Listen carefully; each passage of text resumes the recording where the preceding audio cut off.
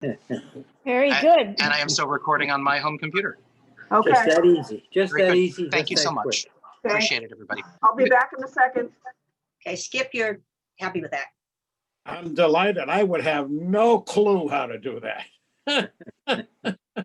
Well, Terry and I Well, have, I do it. yeah, no, we have divided this. So to make it easier for each of us, she's going to be doing the computer hosting and I'm going to be running the meeting. So that we don't Okay. have flips this time. Because I'm not a PC person. We're gaining in this. We now have Rose on. So I'm actually going to stay muted for the remainder of the meeting since I won't be participating. Okay, that's fine. Yep. So thank you very much for the assistance. I do appreciate it. Thank you. The problem is I muted everybody before we got started and now I have to unmute everybody. So that's what I'm doing. Everybody unmuted now. Pretty much. believe unless so. They're choosing to be, some people are choosing to be muted. I've invited them to unmute themselves. You should get a little note which allows you to unmute yourself. I wondered who that guy was impersonating Joe Forens. He looks like Father Time. I said Santa Claus.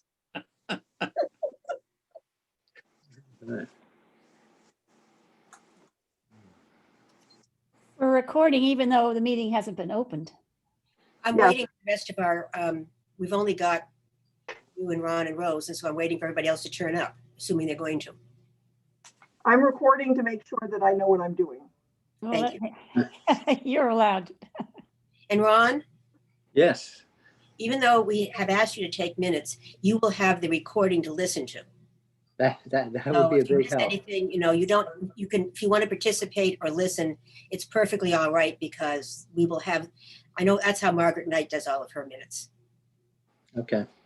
There's Margaret. We're gaining.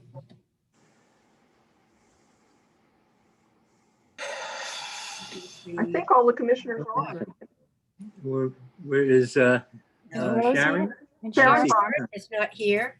Sharon's here. She's just not visible. Where's Sharon? Oh, okay. Where is Sharon? At the bottom there in the middle.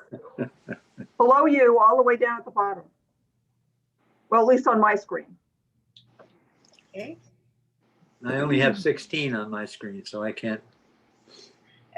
Mine says 20 participants and I have 20 people here, but I don't have Sharon. She's between Stevens and Donahue on my screen. Oh, over here. Sharon, are you there? Can you speak up?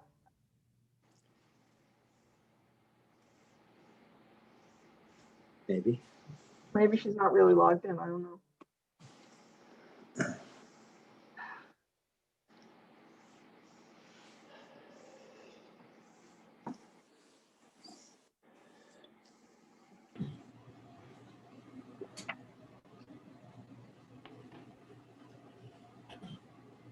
She disappeared.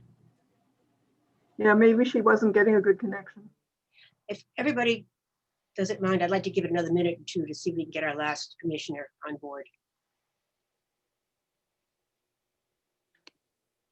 And we now have.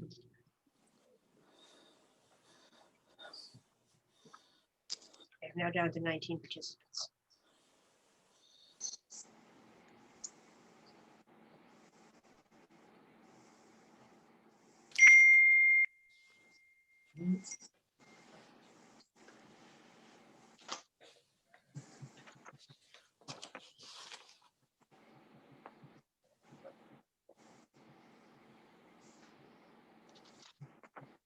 Well, it being 4:04, I'm going to officially open this hearing and just hope that any technical difficulties will right themselves shortly. Don't know what else to do.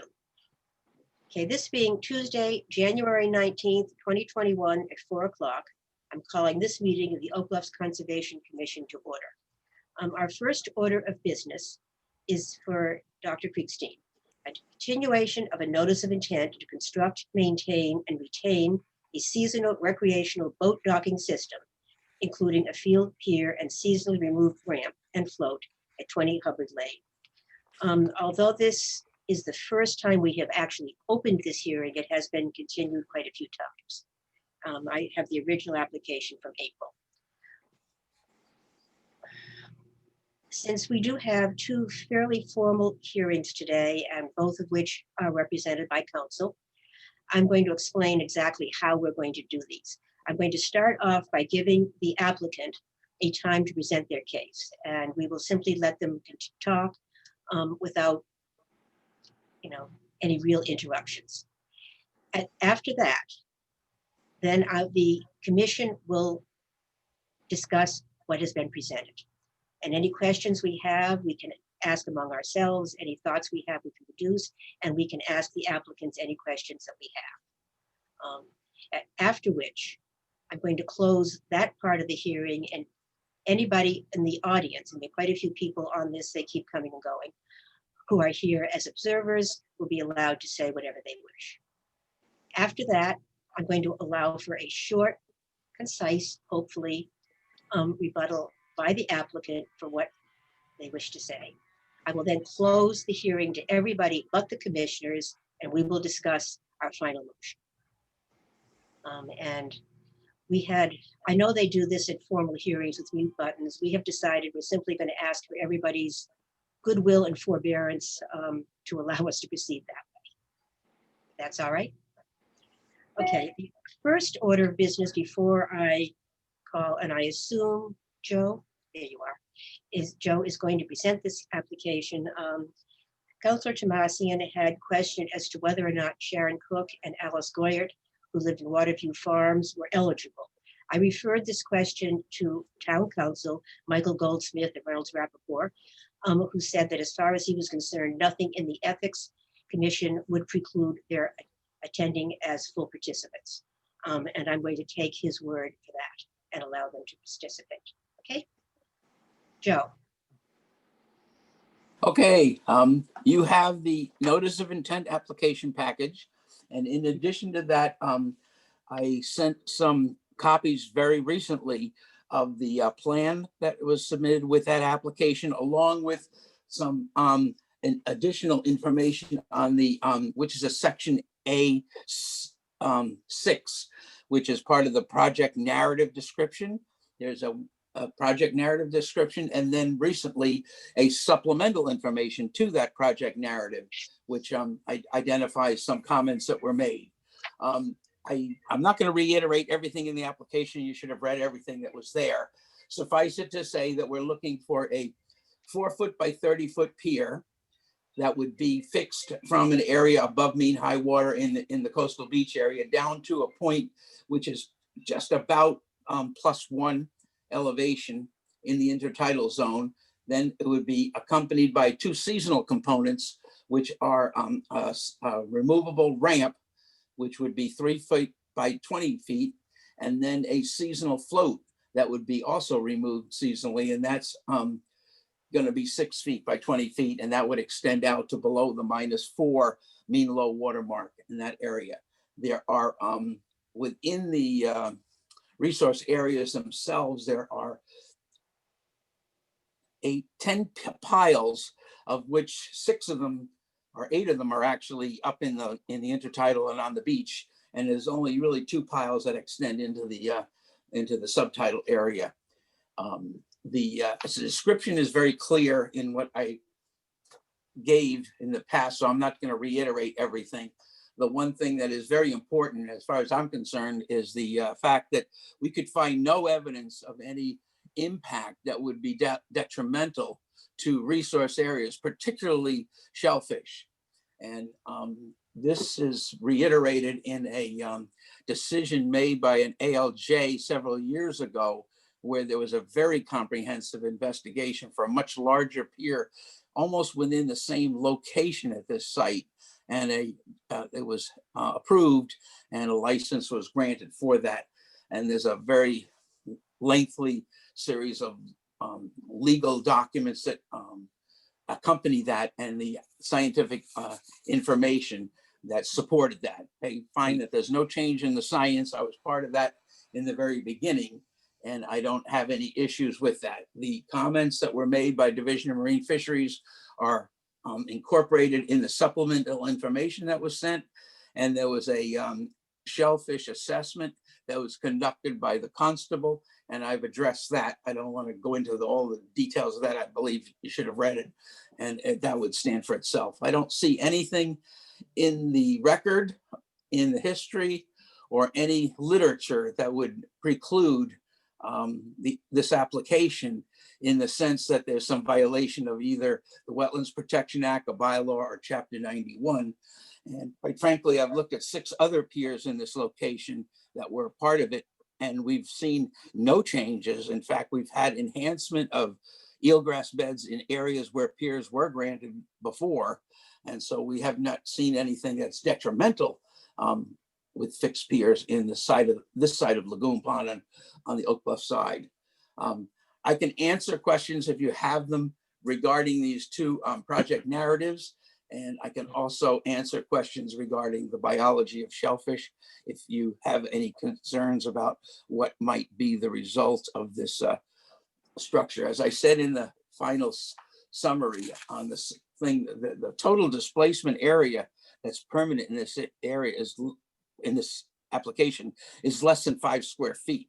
The rest of the structure and its use are all within 6 inches of the water surface. So they would have no impact on any shellfish, either infaunal or even as they move in the epibenthic area, i.e. scallops. I don't know that I can reiterate any more than I've already written, or the ALJ has already decided. So rather than just go through a reiteration of everything, I'll just leave it there. And if people can ask questions, I'll be able to answer them. Joe, I need to jump in next. Yep. My name is Tomasi. I represent the Kriegsteins along with Joe. Joe is the scientist. I want to bring your attention to the fact that this matter was decided, well, not the one before the commission today, but the piers all along that side, starting with Abdelnauer and working down to where the Kriegsteins are, formerly Hamilla, were already approved, I think, back in 1994. They were approved in the sense that the decision by the Concom was appealed to the administrative law judge, the ALJ, that's what Joe was referring to. And it went to a DEP, and there are some, 80 pages of a decision by the administrative law judge in 2 sections. It was the second section that covered the pier that Hamilla had, which was larger, and that was approved. Hamilla was the only one who never got around to building their pier.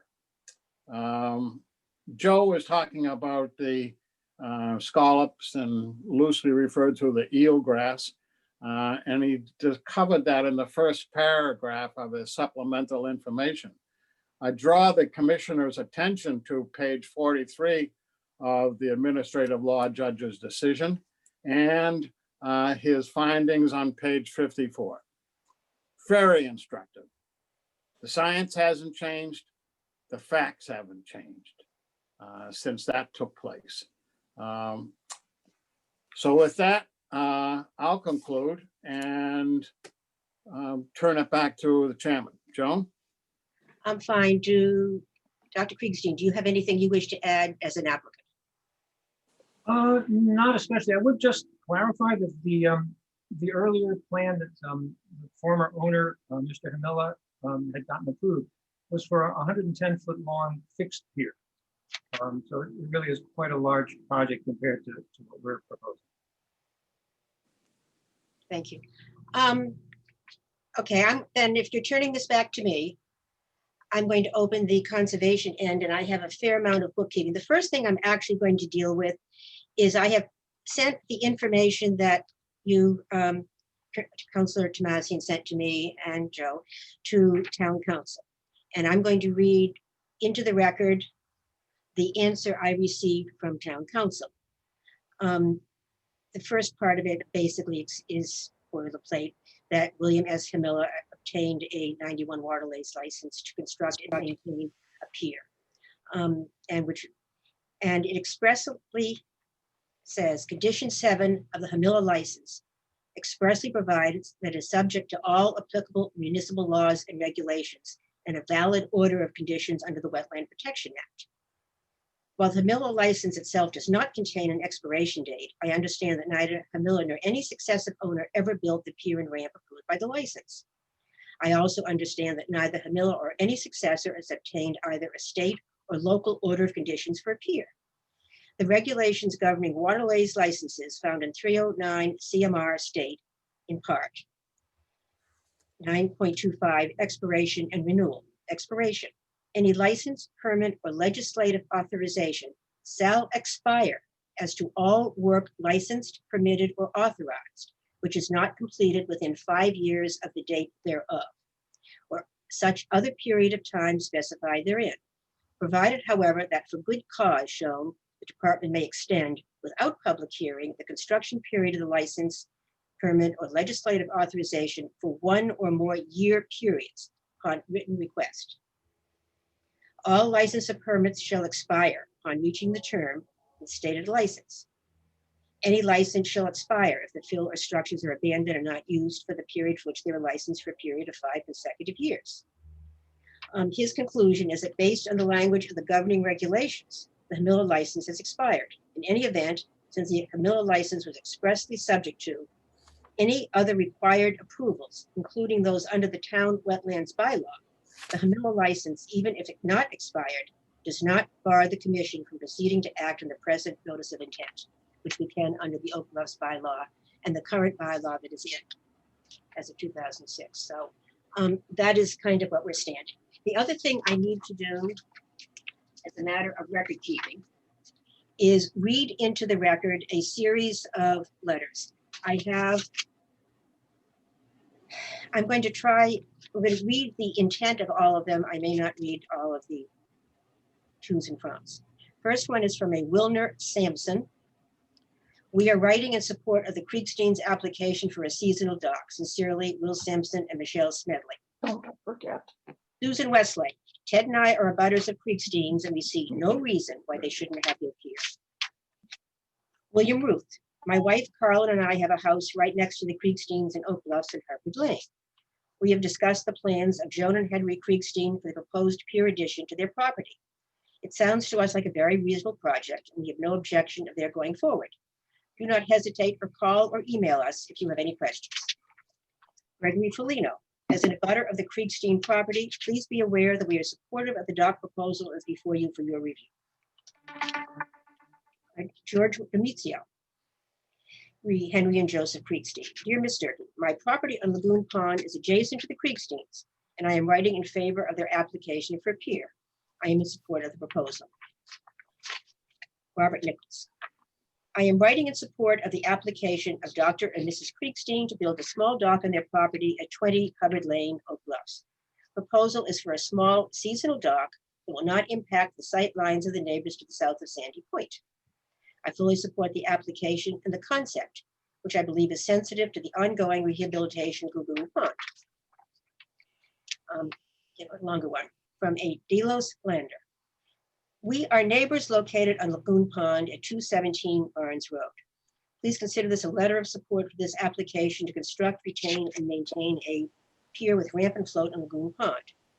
Living in Lagoon Pond, we are very familiar with this waterfront area and do not believe there will be any negative environmental impact, considering the lack of wetland and aquatic vegetation in this area. The impact of a relatively small boat will be the same whether docked or moored. The fact that a portion of the structure is floating and seasonal is positive. Hopefully, the new structure will add tax-assessed value to the property and much-needed tax revenue for the town. From J. Russell Langwick. I write both in my own capacity and as power of attorney for my elderly mother, Nettie West, in opposition to the application of Henry and Joan Kriegstein for a permit to construct a pier extending in a generally southerly direction from the steps and path leading down to the beach from their house into Lagoon Pond. As you and the members of the Conservation Commission may already know, my mother has owned 39 Old Barnes Road since the early 1960s. That property, while not directly adjacent to the proposed pier, is close enough to be adversely affected by it. Concerns include increased boat traffic.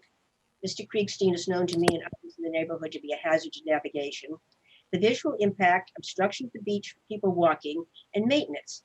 As over the years, I've observed that Mr. Kriegstein, I'm not going to read the rest of that one. Other concerns which may also involve violation of Oak Bluffs regulations and bylaws include protection of the fertile shellfish resource that would definitely be adversely affected by the pier. The fact that the proposed pier crosses a boundary extension, not ours, but a bad precedent if allowed, and the fact that the proposed pier would, due to lack of water, be essentially useless at low tide. I personally saw a licensed commercial fisherman take large numbers of mature quahogs in the area of the proposed pier last summer.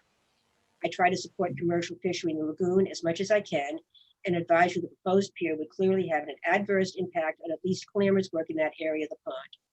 Thank you for your attention to this letter. And the last one from Nan Baker. Hi, Liz. I've had a chance to review the Kriegstein's pier applications. I have a few concerns and questions about adding this pier and huge concerns about eelgrass disappearing and how that impacts the shellfish. How can I know if the Kriegstein's pier will be detrimental to the pond? I would like to support the Kriegstein's pier proposal only if the Conservation Commission and the Lagoon Pond Association do so as well. You may not be able to tell me that until you meet next week. If you can't add anything, help me write a letter. And then we have a letter from Mark and Sharon DiPuccio. And as I mentioned at the start of this hearing, it is extremely lengthy. And I asked Mark if he would mind if I simply mentioned some of the more salient pieces of this. It says, to the conservation, the first part is, per my previous email, dated May 4th, 2020, we are concerned that the float system of the boats attached to this dock would rest in the bottom of the lagoon due to shoaling in the area. On 5/10/2020, I took measurements at low tide. In the area of the end of the float, there was less than 13 inches of water. It provided a series of pictures, what I did send to the commissioners. Now the area is staked by the surveyors. We can see the location of the end of the dock relative to the winter stick. We measured 50 feet from the tie-off toward the winter stick. You can see there is no depth of water. The proposed dock is 67 feet long with a 20-foot float at the end. The end of the float would be in 13 inches of water and the near shore end of the float on the ground. And then he went on about our regulations. Additionally, including a copy of eelgrass survey prepared by the Mass-governed MGIS for the area of Sandy Point, which is a Kriegstein's property. It's noted as Sandy Point, prepared in 2015. Proposed dock is located 100% within the area shown containing eelgrass. And then on to the letter of May 4th, which goes through, and again, I am truncating this a little, violations of the Oak Bluffs pier regulations. Notwithstanding any other provisions thereof, no pier shall be permitted with an area specified as land containing shellfish. Proposed pier is an area of exceptional shellfish habitat. I've been taking claims of steamers in the area for the past 27 years. Commercial recreational fishermen have been using this resource for years. No structure shall impede fishing and fouling. The submission does not show the entire Foligno property, which is a pie-shaped lot. There are other lots impacted by the proposed pier. Not only does the pier and float extend beyond Foligno Kriegstein extended property line, but it also encroaches Foligno DiPuccio extended property line. In fact, the pier orientation is parallel to the DiPuccio property and is located approximately 100 feet from our shoreline. Given the shoaling at that point, approach to the proposed dock would have to be parallel to our shoreline in water only 3 to 4 feet in depth, resulting in a danger to anyone swimming in the area. Kriegstein owns approximately 500 feet of frontage on the lagoon. There could possibly be another location where this regulation would not be violated. On a pier for a single shorefront property must be close to center line of said property as feasible. And this one is not. Maximum length of a pier, which we'll probably cover in our discussions. Piers should be located as close as possible to north-south orientation to allow for maximum sunlight penetration underneath the structure, which this is not. It goes into the history, which Councillor Tomasian and Michael Goldsmith have addressed. Other considerations. We would like to articulate several other considerations. Sandy Point has been changing over the years. It has moved from the northeast orientation to a more westerly orientation. The area is getting shallower along the western side of the point. In fact, I call into question the depth readings shown on the plan, say from the 1988 resource. I would suggest new soundings be taken to confirm the depths shown on the plan. The beach in this area is a path for people walking from the sailing camp. This may limit the ability of walkers and people fishing from enjoying the beach. If the pier is allowed that does not meet all the requirements of the regulations, a dangerous precedent would occur opening the floodgates for variance. Is that a Concom hearing? What?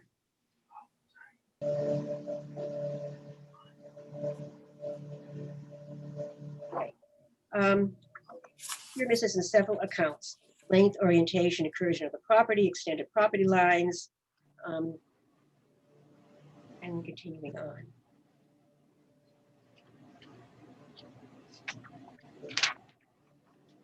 Is that sufficient, Mark?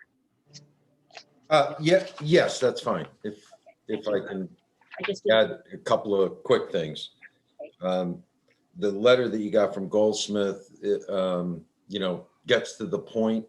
I want to make sure that everyone understands that this has already been adjudicated, the whole issue about the permit, and the permit expired in 1993 prior to Kriegstein buying the property. So any reference to something having been approved way back when is kind of irrelevant.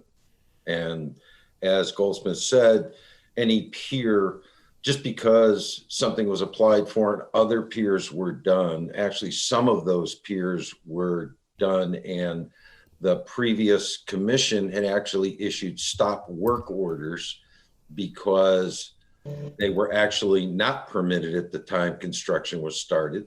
And the Conservation Commission made or the town, I don't know who it would be, but there was an agreement made where some retribution was made for those people that built the piers, monetary compensation to the town. So I just want to make sure we understand that this has already been adjudicated. Any issue with the prior ones, I think the issues come down to, do we live with the bylaws in the town? And do neighbors have any rights to the waterfront for which they pay taxes on and they own, et cetera? So with that, I'll leave it. With permission, with the council's permission, I would like to ask Chuck Fisher, who's been waiting here, and I know that he can't stay through the entire meeting, as the shellfish constable, to talk a bit about his shellfish assessment. Would that, do you all agree to that? Thank you. Yes. Hello, Chuck Fisher. I'm the Oak Bluffs Shellfish Constable. I was asked to do a survey of the area last spring, which I completed on May 22nd. I'm sure you've all seen my survey, and it pretty much is self-explanatory about my findings. There was a considerable amount of shellfish in the area, which shows that it is a productive shellfish area. There has been many commercial fishermen who fish on both sides of Sandy Point, but especially in that corner right in this area of the proposed pier. And pretty much every season when we have closures in central Nantucket, that Sandy Point is a favorite area of the commercial shell fishermen, because the closures in the other ponds, they rely on that area. As has already been noted, I've seen a couple just discrepancies between the proposal and the regulations, between the length of the pier and the size of the floats, and just how it doesn't coincide. There's, like I said, this is just a natural shellfish resource area in there. I understand there was a question about my findings in the impacted area that I noted. And what I did, my survey included the potential impacted area. And there's been talk, and I've seen some pictures of, the thought that there won't be boats on every square foot of the entire pier. but there's the potential of boats being tied up along the whole pier, and that's why I included those areas. If there's any questions directly on my survey, I'd be glad to answer anything you guys have. Chuck, you did mention that you had receipts from commercial shellfish, and you do have, this is a productive commercial area as well as recreational?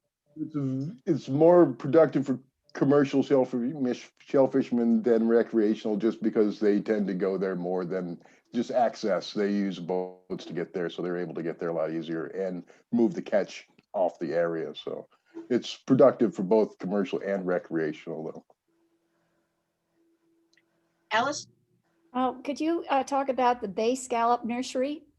Isn't that a good place for that?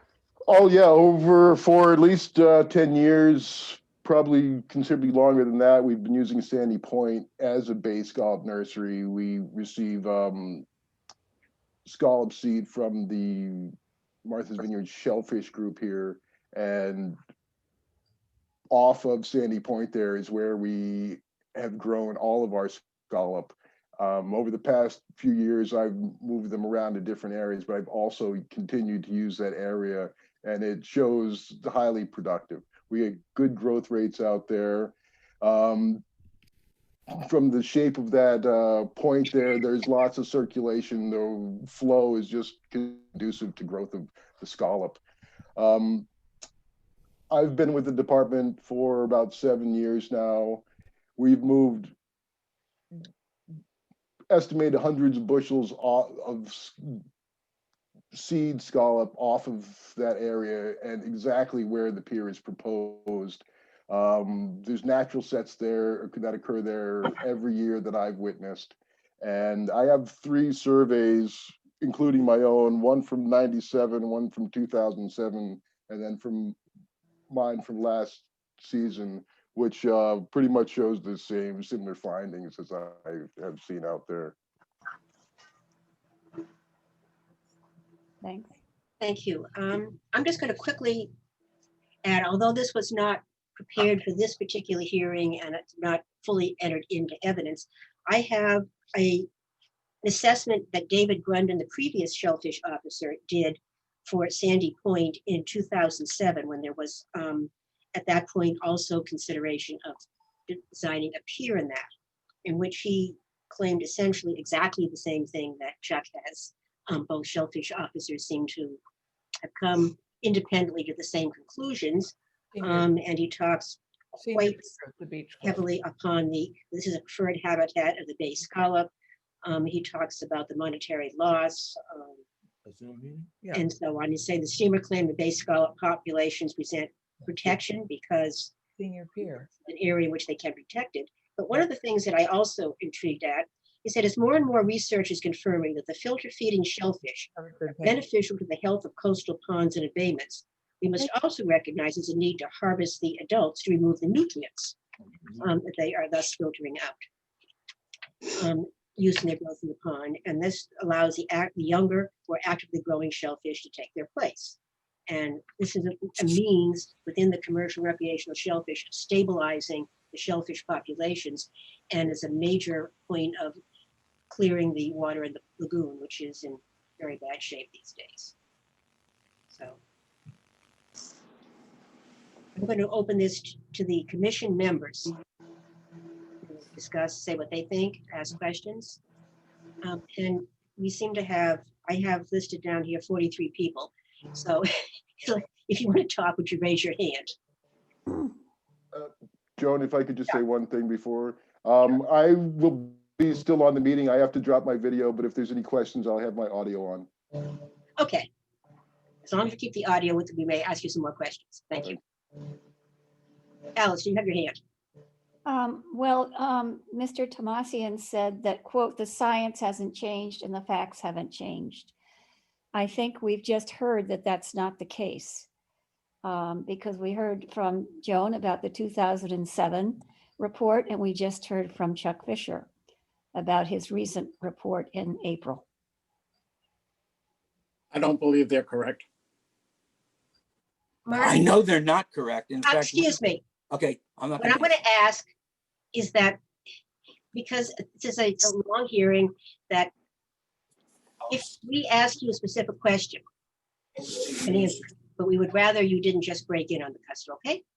I didn't know if I was being asked a question or challenged, Well, so. if you want to talk, raise your hand, please. As I said, I've got 46 faces in this thing, and it's a little intimidating. Okay,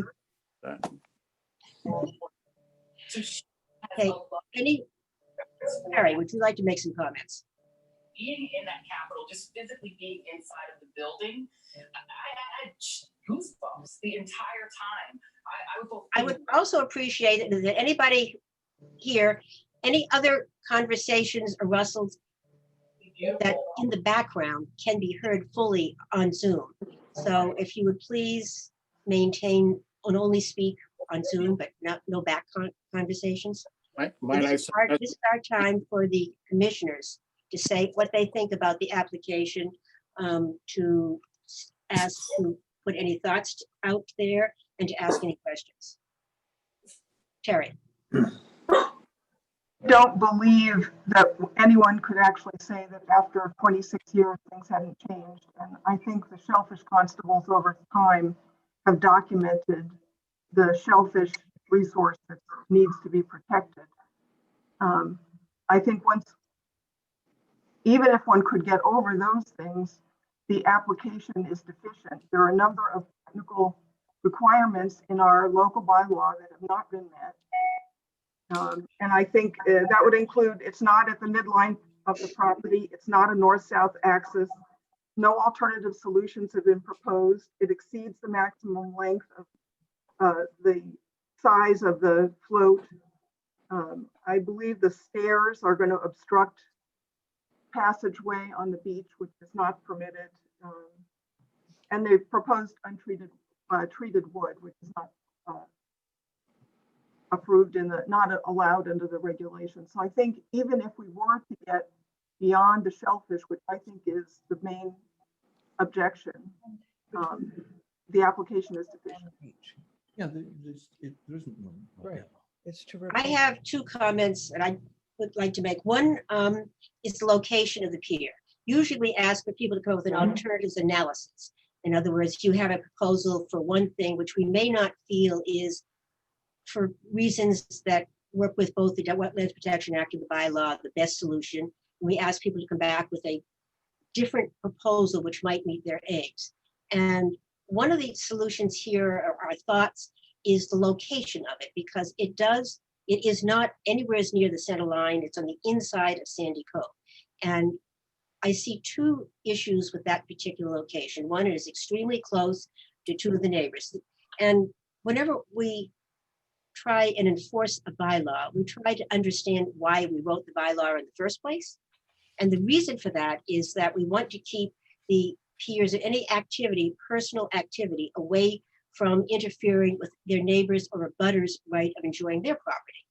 And so if you have a pier that is somewhere in the middle of your property, away from your neighbor, and in this case, not running parallel to their shoreline, it is not going to obstruct their use of it. The other question I have concerns the depth. Very concerned, and I know Chuck has talked to me about this as well, about the shoaling in that particular point.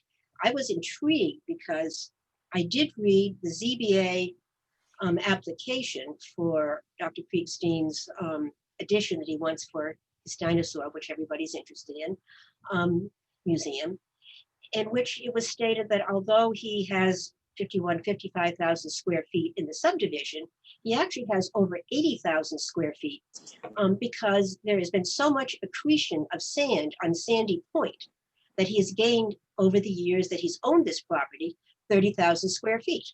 So I'm questioning where all the sand is. I mean, I know where it came from because we understand the literal drift problem in the lagoon, but I would think that the shoaling would have a distinct impact in the inside of Sandy Point. So those are two issues that I see in terms of this application. I'm going to pick on people. Rose, do you have anything you want to add? You don't have to. Yes. You're muted. Can't hear you.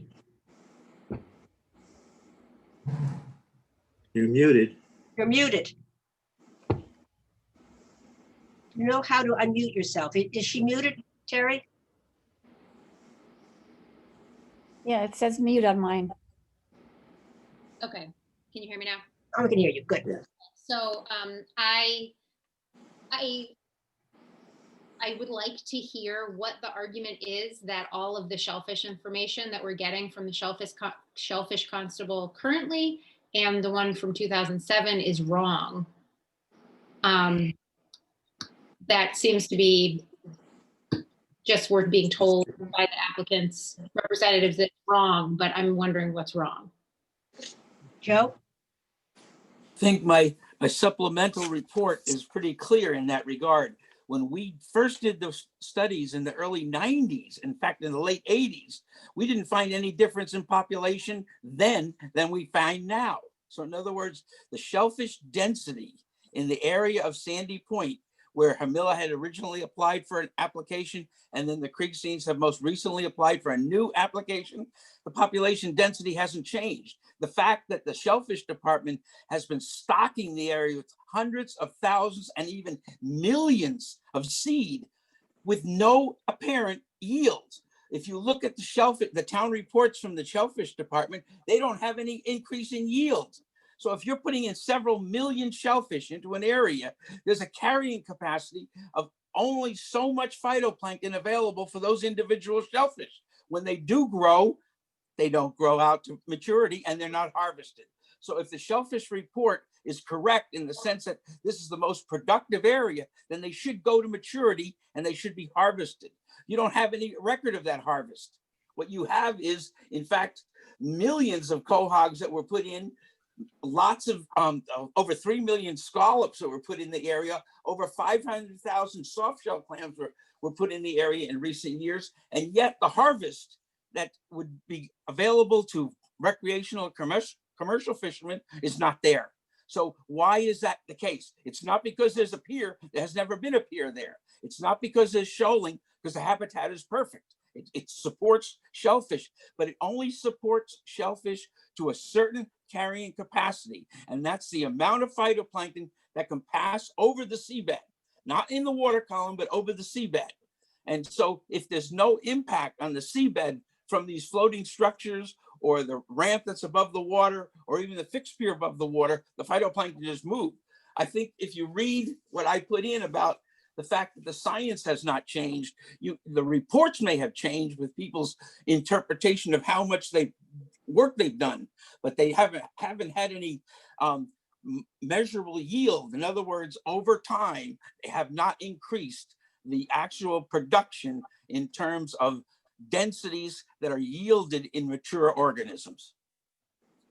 So the science has not changed. Sunlight spectrum hasn't changed. The amount of phytoplankton, the nutrient cycling on an annual basis, none of that's changed. So everything that was done in the comprehensive assessment by the ALJ holds as science. There's no question that the mechanics of an application expire and stuff like that. That's why they're starting all over with a small and more modest pier. The last point on this with regard to orientation and location was deliberate when we worked with Dave Grundon to find an area that would be the shortest distance to the deepest water.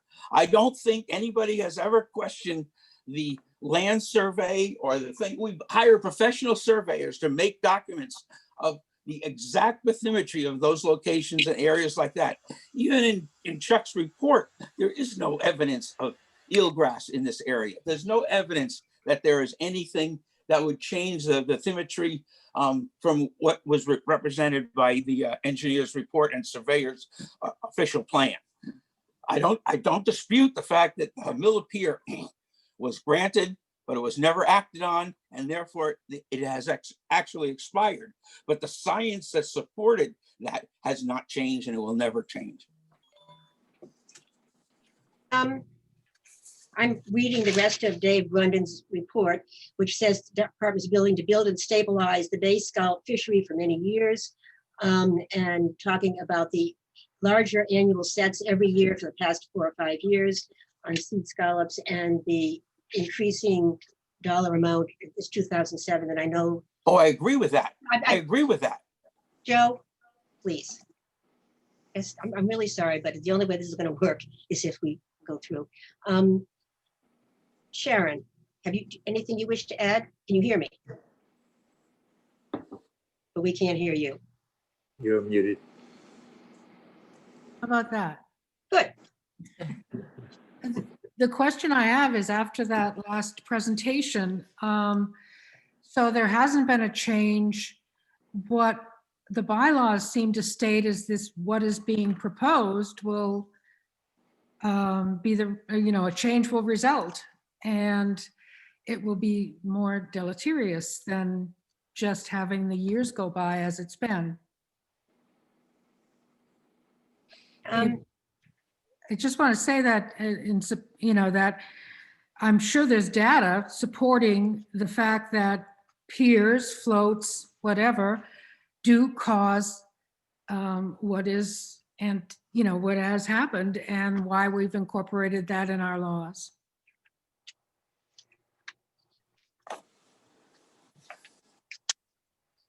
And I guess one of the last things I would say is that we're trying to be very protective of the lagoon. The lagoon is a fairly sick body of water. The last several years, it has been anoxic up at the head of the lagoon, and it has been working farther down, have this particular problem. So I think we're becoming more and more protective of what we do, what activities we allow in the lagoon because of this. I know that Ron had a Harbor Advisory Committee meeting that he sent very nice. He sent us the minutes of, in which they're talking about problems with jet skis, kite skiing. There's a tremendous push of more people on the island. And everybody who's living on the island right knows there are a whole lot more people here right now. So we have a larger population pushing on a smaller environment that is having problems coping with it. And so one of the things that I'm looking at is precedent setting. If you decide that one small pier may, although it may be somewhat deleterious to the shellfish in this area, might be all right, that opens the door. We cannot then say no to the next small pier or the pier after that. In other words, we are setting a precedent. We have not allowed a pier since 2014. Nancy Perkins applied for a pier on about a quarter of a mile to the west of this one on the lagoon, and we denied it under the Shellfish Act. And Michael Goldsmith, went to civil court. It was a lengthy trial. Michael Goldsmith won, and the result was that yes, our bylaw has the ability to deny this under the shellfish to protect the lagoon. And our interest was, again, and this was in 2014, the lagoon was beginning to become a sick body of water, and we wanted to do what the most we possibly could to protect it. And we have not had a successful pier application since then. And if we do allow this one, we have to think very carefully of how many new homes are on that side, our side of the lagoon, how many new homeowners there are, houses that have changed over. If you drive down Barnes Road, you see a tremendous amount of building, adding on, fixing. It's a lot of new money going in there. And we have to decide realistically what the public interest is in the lagoon as opposed to the private interest. And I think that's essentially what I'm looking at. The public interest is recreational. The public interest is boating. The public interest is shellfishing and fishing. And I think that, to my mind, really trumps the private interests, but that's a personal opinion. If anybody else from the commission wants to state anything? Yeah. Is Margaret still here? I seem to have lost her a while ago. Alice. I'd just like to bring up the fact that the Oak Bluffs wetlands bylaw pier regulations have changed since back then. And what it says on number 27 is that, if I can read 27 wherever it is that, 1 second, I can't find it now.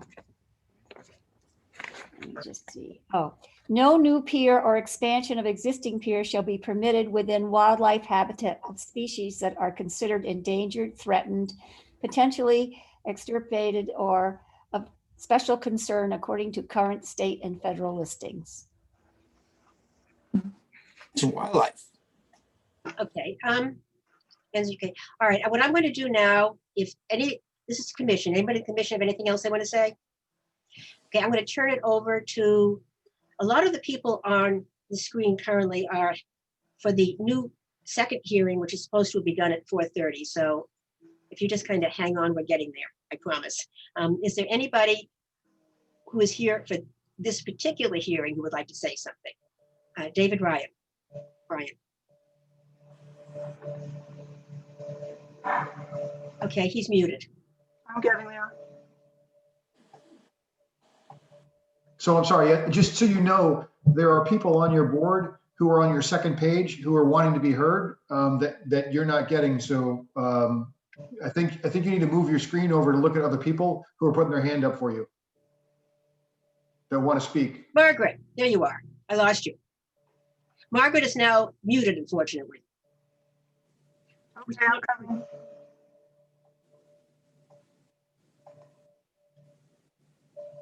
Terry, can you unmute her? Okay, I asked to unmute herself. There she is. Margaret. I would say to finish your sentence about the public versus the private interest, that Can you get a little closer? We can't hear you. Thank you. the public interest includes, instead of being just a private interest, preserving the lagoon. And as our ecosystem changes, we need to all work together to make sure that we keep it. So Thank you. I don't think there's always a public-private split here. I do understand the particular needs of the homeowners who express difficulty accessing their boat. But in terms of alternative ways to get there, I'm sure that we can come up with some without building a pier. Thank you. Does anybody else on this screen? Nobody's raising their hand, so I'm going to go back to the first screen and see if anybody is raising their hand here. Okay, this is for any of the abutters or anybody in the general audience like to speak. Anybody have anything else to say? No. Okay, at which point I'm going to close. Anybody see anybody else? No, okay, I just didn't want to cut anybody off. I'm going to close that part of the hearing.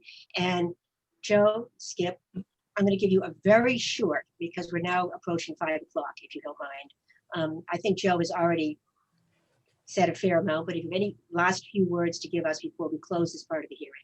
Skip? All of the issues that have been brought up in opposition were discussed in length by the administrative law judge way back in 1994.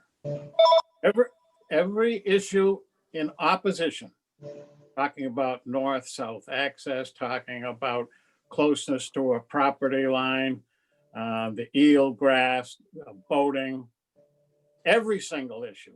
There was probably at least 30, each individually addressed by the administrative law judge. I commend the attention of the commissioners to go through that and take a close look at them, and you will discover that nothing has changed.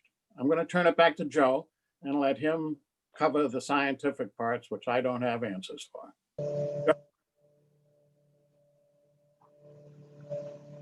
You want me? Yeah. Okay, I'm sorry. Just in summary, there's no evidence, although people have made speculations about shellfish and the detrimental impact, there is no evidence at all in any records, in any literature that shows that shellfish in faunal living on the bottom will be impacted by something floating above it. There's no scientific evidence for that. There's definitely a lot of scientific evidence to show that when there's poor activity or the wrong structure or the wrong location, that there can be an impact to the bottom, but the bottom has not changed. The 7 piers that were approved on the lagoon side have the same sediment habitat now and the same shellfish populations they had when they were approved in 1994. So I can't find anything in the literature. I can't find anything in the surveys that Chuck did or the surveys that I've done or Dave Grundon's done that would refute or show that there's definitely an impact. The idea that you could physically have 11 or 12 boats on a little 30-foot pier with a rampant float is just preposterous. I can't address that. But Okay. that's all I have to say. You can Appreciate that. take it what you want. Mark, I can't do that right now, but at the moment, I'm going to go back to just the commissioners. I wish there was some way of getting Margaret on our board, but anyhow. And what we're going to discuss essentially is what our motion will be. This is a little bit complicated because we have two sets of regulations that we're dealing with. Usually our hearings are under the Wetland Protection Act, but very often our hearing is under the Oak Bluffs bylaw. And we can approve a hearing under the Wetland Protection Act if it does not have any specific regulations that adhere to this hearing, and deny it under the Oak Bluffs bylaw if with full assurance that the Oak Bluffs bylaw will stand up in court. Anything which is denied under the Wetland Protection Act gets appealed to DEP. Anything under the Oak Bluffs bylaw goes to civil court. And so we can, if we do decide to do that, rest assured has been upheld in court, or we can do whatever we want. But I would like essentially to go around and say, this is just the commissioners, and we're going to talk about what we want to do and then come up with a motion. Terry.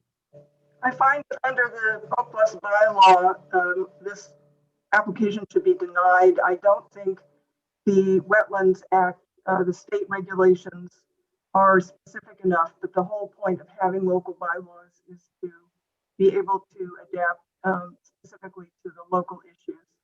So I do not believe this is an acceptable application under the local bylaw. Alice, do you want to say something? Alice, how do you feel? I agree with Terry. I believe that what I quoted on number 27 of the Oak Bluffs bylaws that says no new pier shall be permitted. So I'd like to deny it because of that. Rose? You don't have to make a vote now, but I just want you to. You're muted again.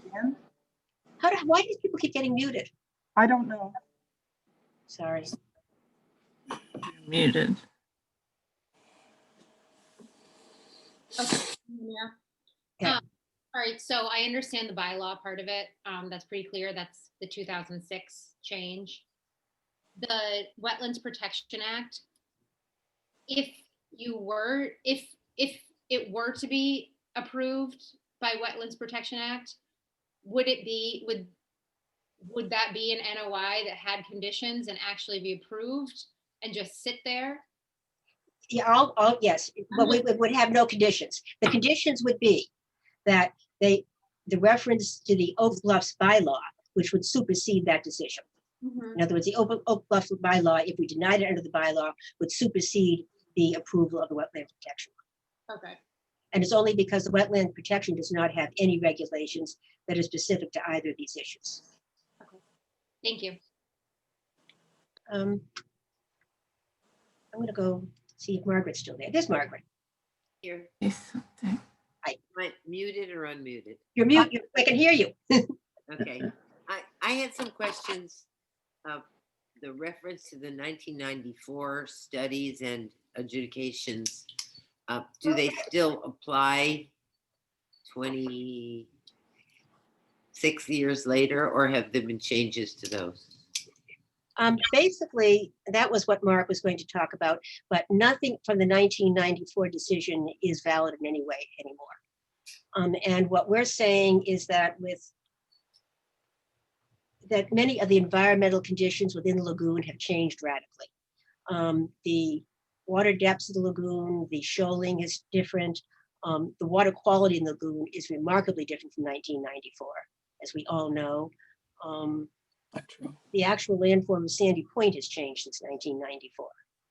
So there are remarkable differences. I prefer to go on the assessments we got from 2014 and the assessments from Dave Grundon that are within 14 or 15 years.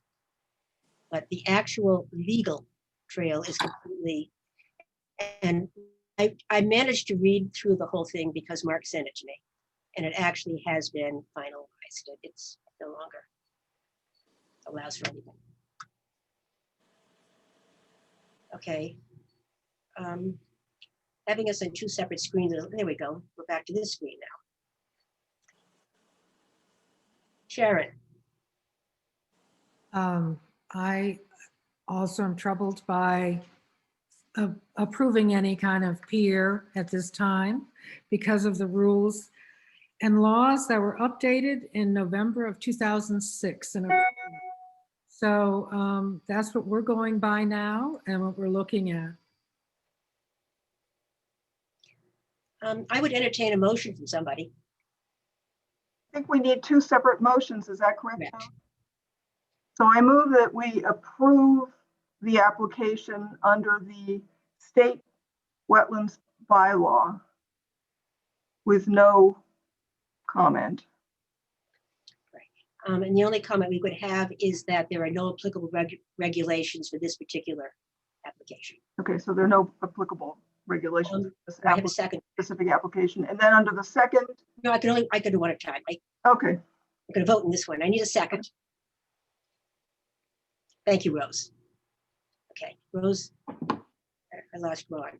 And then I'm going to have to do a roll call vote if I can find you all. Rose. No, she's. You can raise your hand if we can't get you.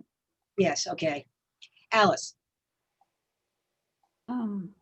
Okay. Yes, we could heard you. Sharon. Approve. Approve. I lost Ron. Hang on. Approve. Okay, Ron turned up. Margaret? Approve. Approved. Joan? Approved. Terry, approved. Right. So that is now Terry, and then you can make a second motion. So under the Oak Bluffs bylaw, Okay. I move that we deny the application as not meeting the preservation of shellfish and also for a number of other specific conditions in the bylaw that the application doesn't meet. Second it. Thank you. And I'm going to do the same thing again. Who was the second on that? Alice. Alice? Yes. Rose? Yes? Yes, okay. Yes. Sharon? Yes. Margaret? Yes. There she is, Margaret. Did you vote? Yes. Yeah. Yes, okay. Ron? There you are. Yes. Yes. Terry, Karen? yes. Joan, yes. Okay, thank you very much. I appreciate that, and that decision will be going out shortly. And although we love having all you people here, we now have to open a second hearing for the East Shop Beach Club. And unfortunately, it would be a whole lot easier if you left. So Joan, because I muted everybody coming into the meeting originally, as they come in now, they are being muted. There are an awful lot of people, but it was my understanding that the Beach Club wanted to be primarily represented by their engineer and the attorney. I need to know if I need to unmute all these potential speakers, because I have to do it one at a time, and I apologize. It's a technical error on my part. But... Okay, let's get back to a more reasonable amount of people here. Where are we now? I'm still at 42. We're sorry about this. With this, believe it or not, we're doing better with Zoom at this moment than we've done before. Okay. And I have, now Brian Wall, you are an attorney, correct? Can you hear us? Can you talk? Are you muted? Okay, you're gonna have to unmute Brian Wall. Ah, I see. Hello, Madam Chair, can you hear me? I can hear you. Good, okay. Hi, thank you. I just if I can pick up We're on not that. starting yet. We're going to go through first of all, and I haven't opened the hearing. I was The just gonna, problem right now is that we have to figure out who needs to talk and we have to unmute them. and Madam Chair, that's the point I was simply going to address. I wasn't going to start. The comment that was made a minute ago is correct. The primary speakers tonight will be George Sarati, the engineer, Leslie Fields, a coastal geologist, me as an attorney, and one representative from the club, Laurel Walker. Laurel Walker. Okay, so let's see. Leslie, can you hear us? I can. Can you hear me? We can hear you. Okay. Perfect. Perfect. We got that far. Now, let's see if I can find Laurel Walker and George. I'm here and I'm unmuted, I believe. Yes. Where are you? There you are. Here's Laurel. George needs to unmute himself. I've asked him 3 times. George. Unmute yourself. Thank you. Talk to me, George, so I know I can hear you. Yeah, I'm here. Okay, thank you. I couldn't unmute myself earlier. Okay. Okay, now if I could, it would be easy. Okay. Okay, we now have arrived at a point where the 4 people who are going to present and discuss are unmuted and they're all 4 on the same screen. We seem to have arrived at some kind of delight here.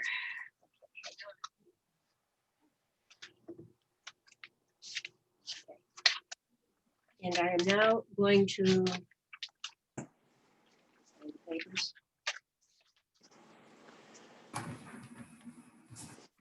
open the continuation of the hearing, it being after 4:30, which is a time for the East Shop Beach Club to construct and maintain a pier at the beach club.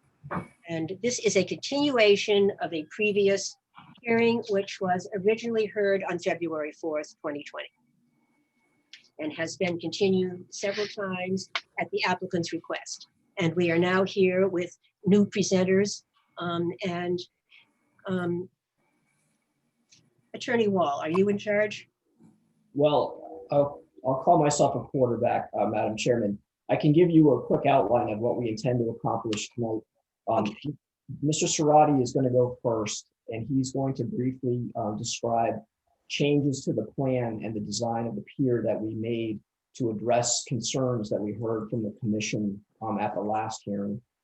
Then Leslie Fields will follow, and she is going to discuss her site evaluation and her analysis of the proposed project in relation to your bylaw, your pier regulations. And she's going to give her opinion that the proposed pier will not alter the barrier beach. Then I'm going to follow Leslie, and I'm going to briefly address the variance criteria.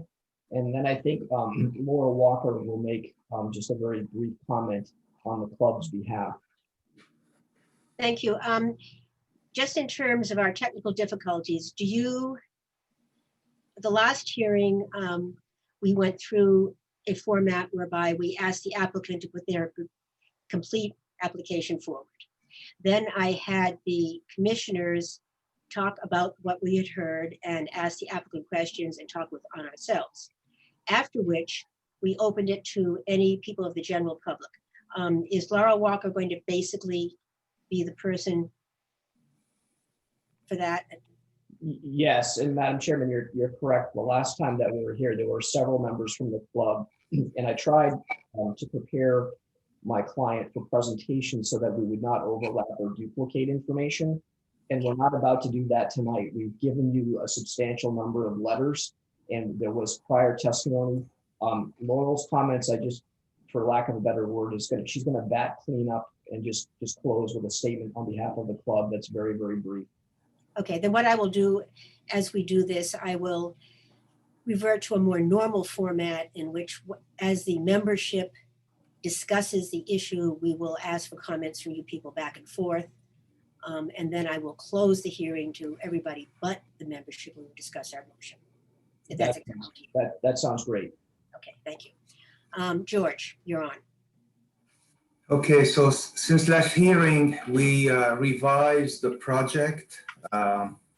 Leslie Field from the Woods Hole Group, the coastal geologist, was also hired to help, with the project. The main revisions are that we shortened the length of the pier by 20 feet. And we made it 5 feet wide instead of 6 feet. The total length of the pier below the high water mark is now 53 feet. So that pier now is substantially smaller. An eelgrass study was done, and we mapped the findings of the eelgrass study on the pier plan, and you've been given a report by the Woods Hole Group on the eelgrass.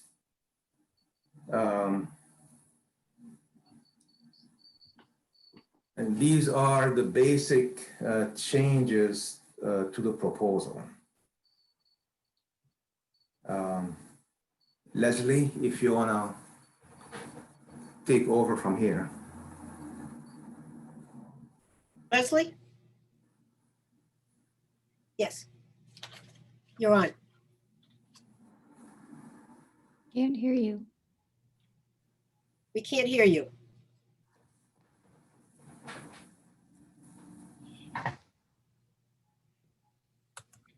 All right, there we go. Oh, okay. All right, thanks for having me. Again, my name is Leslie Fields from the Woods Hole Group. And we were asked to evaluate the impacts of this project on the ability of the barrier beach to serve the interests of the Wetlands Protection Act and of the interests in the Oak Bluffs wetlands regulations, namely storm damage protection and flood control. So those are two of the important interests of the barrier beach in your local regulations. So in order to continue to serve the interests, those two important interests, the project can't impact a number of functions that occur on the beach, and your regulations list those, and I'm going to go through those. I'm going to try to make it brief because it's outlined in maybe excruciating detail in my 3-page letter. But the first thing that the project can't do is it can't impact the ability of the barrier beach to respond to wave action, including storm overwash and sediment transport. And I contend that it's not going to do that because the pier is pile supported. So the sediment is going to continue to migrate along shore and cross shore. There is a bit of the pier, the ramp that does touch the beach, but we do not, that's above the active zone of sediment transport. We don't expect that to impact any sort of sediment transport or the ability of the beach to respond to waves. I will say also that we looked at historical aerial photographs of the area. We don't really see any signs in this location of landward migration of the barrier beach. We looked for signs of overwash in those aerial photographs. Didn't see any signs of storm overwash. We also know that the inside part of the barrier beach on the harbor that's on the western corner is anchored by a bulkhead. So that part of the barrier beach is not allowed to migrate because of that bulkhead. Nonetheless, we don't see any signs of migration. Nonetheless, we don't feel like if that process were to start occurring in the future, that this project would interfere with the ability of the barrier beach to migrate landward because it's pile supported. So that another thing is that your regulations say the project can't do is to impact the distribution of sediment grain size or impact water quality or water circulation. So we know that the beach is composed of moderately well-sorted medium to fine grained sand. The existing pier to the west that's owned by the beach club has had no impacts on grain size in and around the pier. We don't expect this pier to all of a sudden start changing the grain size along the beach. So there's going to be no change in the distribution of grain size along the beach. We also contend that the project won't have an impact on the cross-shore movement of sediment on this beach. So in other words, during storms in the winter, when the waves are more energetic, those waves are still going to impact this beach and they're going to take that sediment offshore. And then during more calm, quiescent wave conditions in the summer, that material is going to migrate back on shore, just like it does on a natural beach, just like it does now. The pier is not going to impact that natural movement of material on and offshore. And in terms of water quality and water circulation, we don't expect the pier to have any impacts on that. The pilings are going to be spaced about 8 to 10 feet apart. They're going to allow unobstructed flow of tidal currents and waves in and around those pilings. There's going to be no change in water circulation or water quality.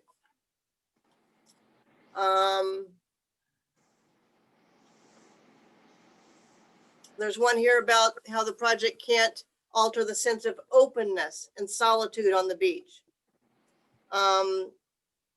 What we expect is that the pier is not going to bring more people to the beach, but rather the people that are going to the existing, the beach club, some of them are going to migrate down towards this newer pier. So it's not like there's going to be more people. It's just that there's going to be sort of a division of people, maybe centered around the pier. So the beach will still have the same natural feel that it currently has with openness and solitude. And then the last thing here is that the project's not going to obstruct access along the shoreline. So in order to continue serving these interests of storm damage protection and flood control, as your regulations say, we can't obstruct access along the shoreline. The pier will allow unobstructed access along the shoreline, both above and below mean high water. Above mean high water, the public can simply walk around the landward end of the ramp. There's about 30 to 35 feet between the end of the ramp and the toe of the dune, so plenty of room for people to pass. Below mean high water, there are steps that will take the walkers up and over the pier, and so they'll be able to bypass the pier in areas below mean high water as well. So for all these reasons, we drew the conclusion that the proposed project is not going to impact the ability of the existing barrier beach to serve those important functions listed in your regulations of storm damage protection and flood control. Thank you. And we can answer questions, I guess, after Brian and Laurel are done. Yes, yeah, because what we're going to do is have a back and forth with the commission. Oh, Madam Chair, that would mean that I'm next. You're next. So my role in this process is to address a variance. So number 20 of your pier regulations prohibits new piers on barrier beaches. And obviously this is a proposed new pier on barrier beach. Your regulations, however, do empower the commission to grant variances. And I don't think it probably comes up very much. I just want to paraphrase part of the regulation. It's section 501(1)A. And it says the following: the Conservation Commission may in its discretion grant waiver from the operation of one or more of these regulations pursuant to this section. Such waivers are intended to be granted only in rare and unusual cases and shall be granted only in accordance with the provisions of this section. And then there follows an A and a B. B is not relevant in this case, but A is, and I'm just going to read the first sentence of A. A says the Conservation Commission may grant a waiver from these regulations upon a clear and convincing showing by the applicant that any proposed work or its natural or consequential impacts and effects will not have an adverse effect upon any of the interests protected by the bylaws.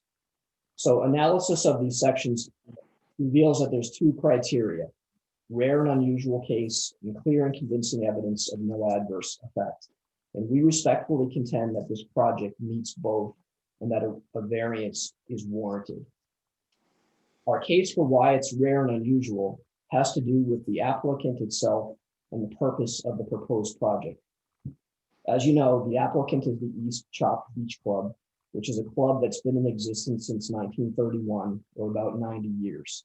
It has members comprising 350 families and over 700 members. The purpose of the club is to provide beach access for its members many of whom are inland owners who do not have the luxury of having a waterfront property on the island. And this is their means of access to the beach. And the purpose of the specifically proposed pier is to provide access to a subset of its members, specifically seniors and the physically challenged.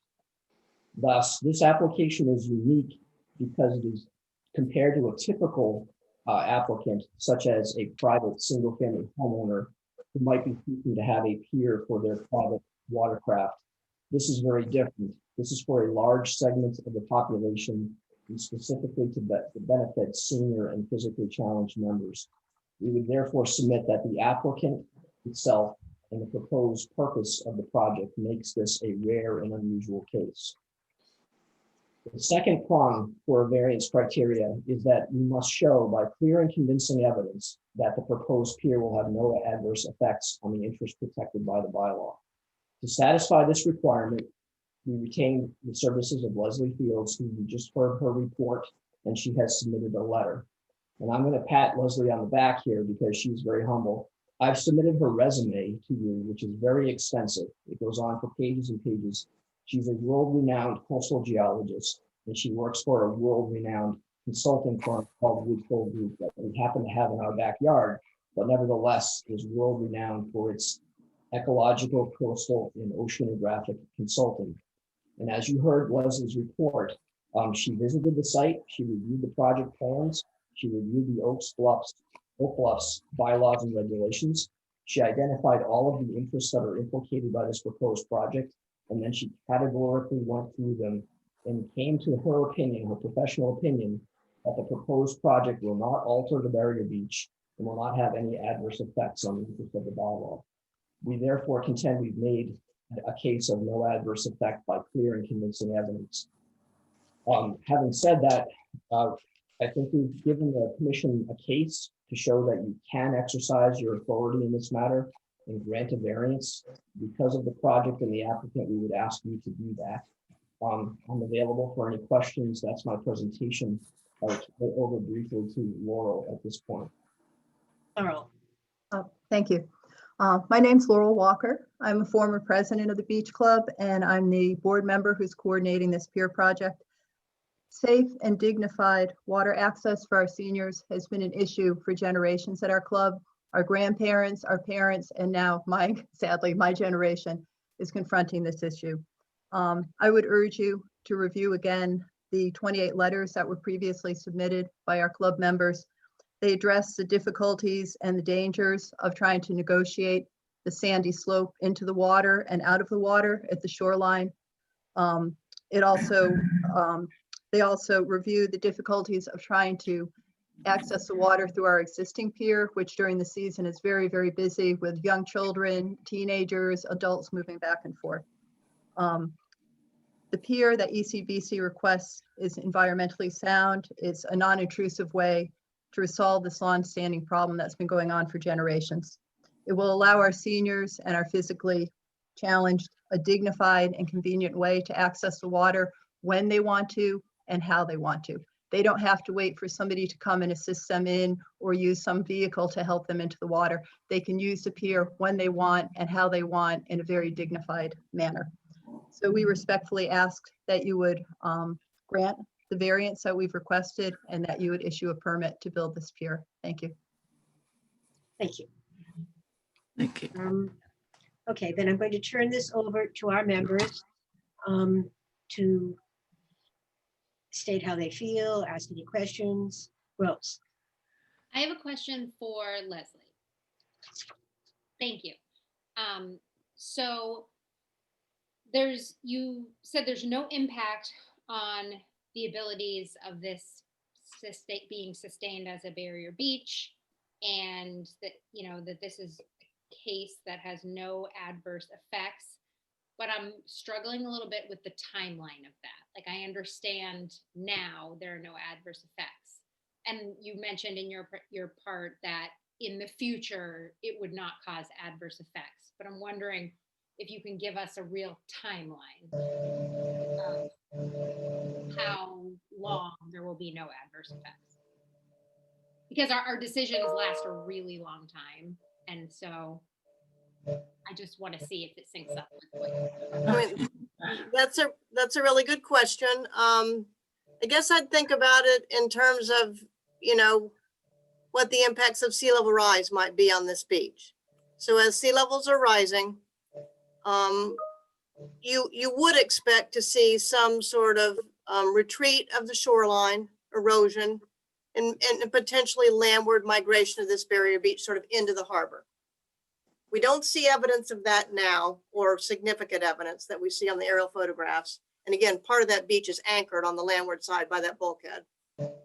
But if those things do start to occur, this pier is going to be sort of, you know, it's going to be left behind because the beach is going to be migrating. And so it's going to be further out into the water, if you want to think of it that way. So it won't have the ability to impact the migration of the barrier beach. It's just going to, you know, go on by, and the pier is going to be out there sort of out in the water. And it's sort of a simple way to look at it, but that's the way I think about it. So I don't see that the pier has any ability to impact now or in the future how this barrier beach is going to respond to waves and currents. I don't know if I've answered your question. It's more information. Thank you. Okay. Terry.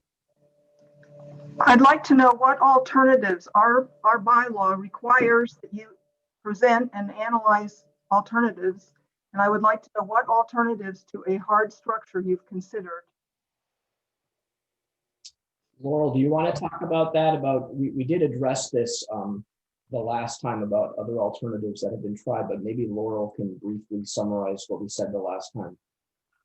I think that there were suggestions from the committee that it might be possible to use a handicapped wheelchair to put people in and wheel them in and out of the water. There are a lot of reasons that won't resolve the issue for a club with 700 members, 350 families, and many, many seniors. It's a very small, limited resolution. We have people who don't need a wheelchair to be rolled in. What they need is just a very easy access over that sloping shoreline with the moving sand and the moving water. If we have that temporary wheelchair, they have to wait for the person who's going to help them in. Then they're going to have to wait for the person to help them out. And they're going to have to, they're not going to have that access as soon as the club is closed or it's a busy time and somebody's somewhere else. If this pier is there, every single senior, every single physically challenged person has the ability to use it at any moment in time, the way they want to, and at the time they want to, in a very dignified way. They can walk out, they can go partially down the stairs to their waist and decide that's good enough for them and come out. They can go all the way into the water. They may be able to go in on themselves going down the slope of the water, but they might not be able to get out. And I think I mentioned once before, and I wrote in my letter, I witnessed parents of a friend of mine, they held arms, they went into the water together, but they could not get out together. It was a perfectly calm day and they crawled out on their hands and knees. So have you considered a walkway that's rollable the way they use on Seaview Avenue Beach? Have you considered a set aside hour on the main pier, a beautiful big pier that you have? We're doing this for COVID. Seniors get to go to the grocery store for an hour all by themselves in the morning. You could do that in the morning and the afternoon, rather than a full structure that is a permanent structure. And now, as Leslie points out, may well be useless after the sea level rise impacts come. So what temporary solutions have you considered besides a wheelchair? Is that directed to me again? Yes, I think there are a lot of different solutions, but again, I think there are solutions to consider that are very narrow and temporary. We can say to somebody there at the beach, a senior, you need to come at 7 in the morning, or you need to be there at 1 o'clock. And then all the seniors go out together and they're using a limited staircase to get in and out of the water. Again, it's not allowing them to have the dignity to access the water when they want to, in a way they want to. It's putting them in a little pen. It's saying almost like you're a child, you no longer have the ability to access the water and enjoy it when you want to. And a lot of these seniors really, and I'm getting to that age too, they need to be able to access the water to swim as part of their physical regimen, to get in there, maybe wade a bit, walk a bit, relieve the pressure if they're starting with arthritis. And if we say to them, you're only allowed 1 hour with every single other person at the club who has your same limitation to go down these stairs and come out, it's really putting them in a pen, almost like a small child saying, we'll allow you your recess at 2 o'clock and no other time. And this pier, from Leslie's expert opinion, will not be a detriment in any way to the barrier beach, but it would open the ability for all of our seniors, and anyone even with any type of physical challenge. You know, a young person who has a slight sports injury, someone who has a birth injury that they carry with them throughout their lives, it will allow them to access the water at any time in the way that they want to, in a very dignified way. If I may briefly add to that through the chair, other solutions were tried in the past. You might recall that at the last hearing, we talked about a solution that attempted to have a carpet type of surface with a rope so that someone could walk into the water in an erect manner, but that didn't comply with Chapter 91 because it interfered with lateral access along the beach. So to specifically address your comment, alternatives have been considered and tried, but they were found not to be suitable given the specific conditions on the beach. And I would go one step further too. Before I got involved in this project, Mr. Cerruti designed a pier that was most suitable for the intended purpose, but it did not comply with the design criteria in multiple respects. So one of the alternatives that has been considered is actually the pier design that's before you, because we made every effort to comply with the regulations by reducing its length and by reducing its width in a manner that is not perfect for what the club actually wanted. So what you see before you is actually an alternative design that we consider and we think is compliant with your regulations. I'm going to ask a question of Mr. Cerruti. Still there, George? Yes. Okay. I'm looking at the pier design as it is, and it has the bottom of the stairs that you would access to get up and go out at approximately the 3 foot, I think that's mean low water contour. Let's see, mean low water is at -1. So Okay, so at the base of the stairs, where would below low water. That's what would the base of the stairs be at mean low water and at high tide? I'm sorry, which stairs? The lateral stairs? Not the intertidal access, because that's Okay. obviously not going to The help. other stairs are 2 feet below low water, the bottom of the stairs. And would high be- tide, it would be, what's that, 2 foot tide tall there? Yes, So between 2 and 4 feet would be the bottom of the stairs. Now, this is the only access we're discussing, because in terms of getting in and out, you would have to go to that particular point and climb those stairs and get on the pier to get up, correct? correct. Okay. What I'm a little curious about, I mean, for one, it doesn't seem it's going to produce a tremendous amount of access, to be bluntly honest, but I'm a swimmer, and that's what I mean, I go to State Beach every day, general public beach, and I swim a lot, and I'm definitely getting well into this age range, and I understand the issue. But so I may crawl on my knees. Well, the other question I have is that the stairs now go towards the sound, out towards the sound, and there is approximately 10 feet of pier beyond the top of the stairs heading into the sound. Now, it would seem to me if the only purpose of this particular pier was to allow seniors easy access out of the water for swimming, the bottom of the stairs, the pier could end exactly where the bottom of the stairs is, and the stairs could head back towards the beach. In other words, I'm looking at about 20 feet of extra pier and a 10-foot section that's for no particular reason that has been stated in the application. And I really don't understand, George, why that happens. So basically, the difficulty is to get out of the water to the shoreline. So we placed the bottom of the stairs, between 2 feet and 4 feet below the ocean, depending on the tide, because that's an easy access That's not my question. My question, George, is when you get the stairs then head towards the water, towards the ocean. And actually, they're heading toward Hyannis. And I'm asking why the pier didn't end at that point and the stairs didn't head from the bottom of the stairs at that access point back to the beach. It's a possibility. We would still need a small landing, but that's it. I would think it's. Would have a significantly smaller pier if that particular thing were to happen. In other words, this seems to be a multi-purpose pier, and I'm looking at, and if it's truly only for a limited access out, that would be my question. If I may comment. Yes. One thing we felt would be useful is to have a area of decking there. I call it decking. I'm not an expert in the engineering terms, where we can position a lifeguard. We felt if we have our seniors who are having some difficulties going in and out, if we are able to have a senior, a lifeguard on the pier itself, they can look down into the water and really have the best view to watch our seniors in the water, rather than having them up on the beach where they may not be able to have as good a view or as quick access to somebody who might be having trouble coming in and out. This becomes a multi-function.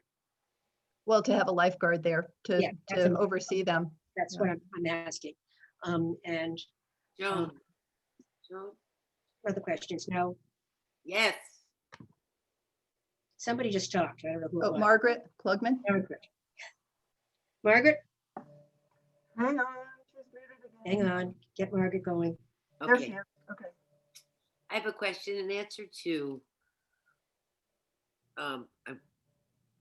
the question that if there is going to be further erosion and then this pier is going to be out in the water, it's still not going to be affecting anything.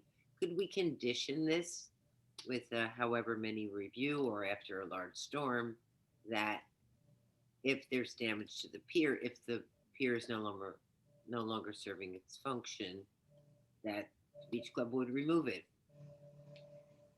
I'm not sure how the Chapter 91 licenses, once you get it, this would have to go through and have a Chapter 91 license. And I think a Chapter 91 license is basically forever. Leslie's nodding her head. I mean, I can say something. I mean, once you get your Chapter 91 license, you do have the ability to maintain that structure. But you may maintain it according to how the Chapter 91 license is written. True. As we have a great many applications for people who wish to alter their license, and they have to go back and reapply. I mean, we do that on a regular basis. I'm going to ask, I've heard from Margaret, Rose, if Alice or Ron, Sharon have anything they wish to ask the applicants. If not, Sharon. I think your suggestion and your indication that there's an excess amount of deck for a senior citizen handicapped access is very valid. It gives the alternative that, in a sense, we were looking for from them, from the club. But it was said that this is access for all seniors. It's really not all seniors. It's all the seniors of your club. And there's not going to be, there aren't 700 seniors in the club, et cetera. But how are you going to keep the children away? The young people, the people that want to use it. It's going to be restricted, right, to seniors only? I think that's one reason, hopefully, that we'll have a lifeguard on it during the club hours so that we can preserve the integrity of making it safe and dignified for the seniors and not have the young kids running out there or the teenagers out there. They have their own pier, they have their place to be, they have a slide and a diving board, they enjoy that. And we have lifeguards that oversee that younger generation moving quickly on the other pier. But we need a lifeguard who will also preserve the integrity of having a senior pier and the safety of our seniors. And it may not always be a senior, it's anyone who has some physical challenge. There are a lot of people who are a lot younger who might have a hip injury from playing football in high school or anything that prevents them from going in or out.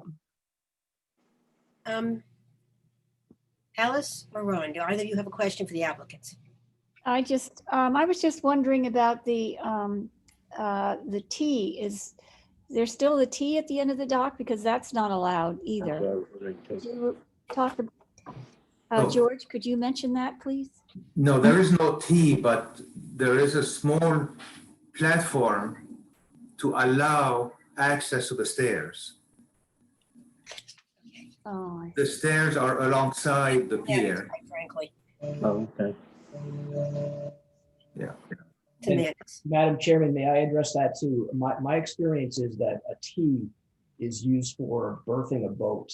And so the prohibition, I think, of Oak Bluffs pier regulations of no T is to limit the dock area for that reason. And as Mr. Sarati just said, this is a landing, it's not a T, it's not for boat berthing at all. Let's take that into consideration. There are any more questions for the applicants? Joan. Margaret. Margaret. I think I'm unmuted. Yes, we can hear you. As this is a extraordinary circumstance, perhaps an extraordinary solution in allowing it would be to allow other people on the island with similar difficulties to use this facility, because then everybody would be happy. I know at one of the earlier meetings, there was commentary from people who use the adjacent beach who were concerned about this and sort of up in arms about the fact that the club would be able to do this, whereas they couldn't do it. So perhaps a solution, now that we're all trying to work together towards a better world, would be to get permits. If somebody had an issue and really wanted to swim, they could swim. Madam Chair, if I may answer that question from Margaret Plugman. I think the concern there would be that members who sign up for membership also agree to all the terms and conditions of the club, including liability waivers. And having members of the public, while very admirable, and I understand the comment, would open up the club to liability. I think that would be a big concern. Okay. Are there any more questions from? Okay, I think what I'm going to do now is close the hearing to all except the commissioners. And the commissioners now get to discuss among themselves how we feel about this application and what we might or might not say about it. I have a few thoughts, and they're somewhat related to what I said in the last one and a little bit related to what Margaret just said. This is not an issue which is strictly endemic to members of the East Chalk Beach Club. Right. I mean, we have a large island population use the beach, many of whom are elderly. If you go to the public beach, for instance, the Inkwell, a lot of the people, the polar bears are all getting along in age. And State Beach, there are many other areas on this island where this is an issue. And I have every sympathy with the issue. As I say, I'm looking at it myself. But I'm not sure that a large private pier on a private beach club is the answer, because again, maybe that would become the accepted way of dealing with this throughout public beaches in the town, throughout other areas. I mean, I don't really see that a private club has a specialized need for something that we might not allow other people. And I think that's something our commissioners have to think about. How do we want to address this? Do we feel that maybe there might be a better solution? I don't really know. It's obviously something that we have dealt with for years. Many generations of islanders have grown old and some on, whatever, but I do have an issue with something that is only used by a small percentage of the island. The other thing, our regulations state that any property would only have one pier. And this would definitely have a very large pier, a pier that if it were to come before our board in this day and age would not be allowed. It far exceeds our regulations. And if they've got a Chapter 91 license, it's good forever. It's golden. And I'm with Jerry. I thoroughly understand why some accommodation could not be made to retrofitting the existing pier. that would be a concern of mine. And I'm going to jump in on the Barrier Beach issue. We're all of us in the commission familiar with several of the piers on Lower East Chop Drive that you have to get into a dinghy to access, because in the last 20 to 30 years, they have been remarkably removed from the mainland. And we've had several somewhat innovative solutions to how to access them. One person has gone about changing the Chapter 91 license at great expense. One person had a huge movable ramp, aluminum ramp, and he almost killed himself trying to use it. So that didn't work very well. But it's an issue that we're seeing increased migration to beaches, increased change in our weather patterns, in global warming. I don't know about you, it was 56 in my front yard Saturday and 48 on Sunday. It's the end of January. We're looking at greater storms. The new pier, any pier faces northeast. Northeast is where our winter storms come through, our main storm system comes through. And we're concerned not only for the sediment and composition of the barrier beach, we're also concerned about storm damage. Oak Bluffs Harbor is a harbor of refuge. And it's a main harbor of refuge for the island. It's a nice little keyhole and it's a safe place to be in bad weather. Many boats in storms bolt out of Vineyard Haven and come into Oak Bluffs because there is no refuge in Vineyard Haven, even behind the breakwater.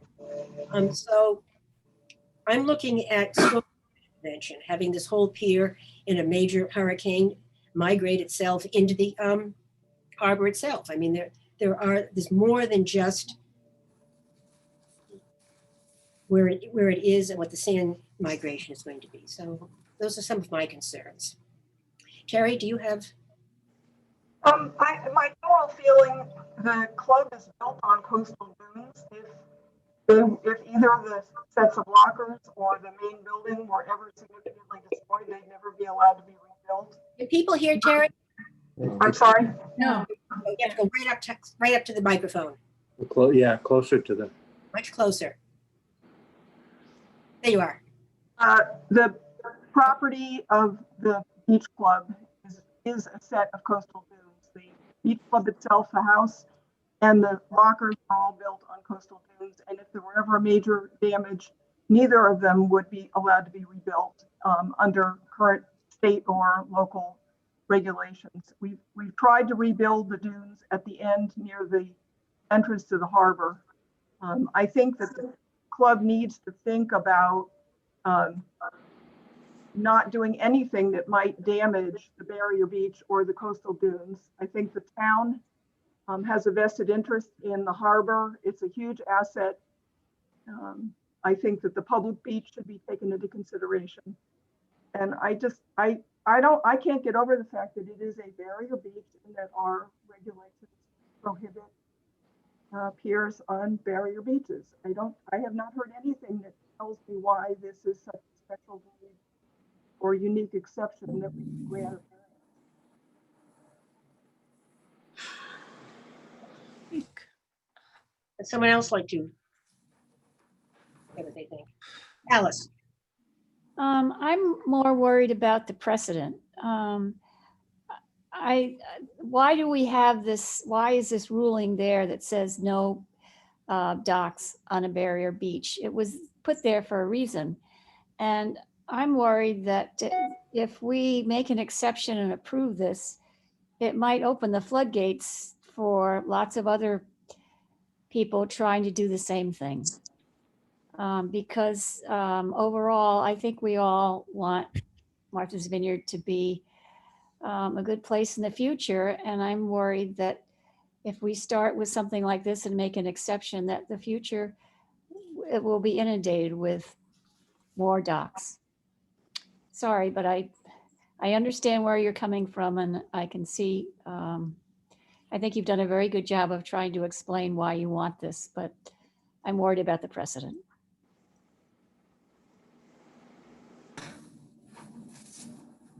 Rose?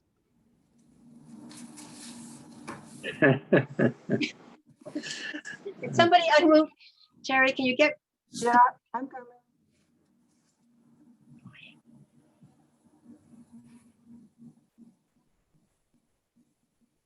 Okay, hi. Good. Hi. So I will just reiterate, it seems to me like this is a temporary solution for an extremely permanent permit. And that doesn't sit well with me. I appreciate what the Beach Club is trying to do for their members. I just think that it's difficult to reconcile for how much they're going to get from this, for how long, versus how long this permit is going to be good for.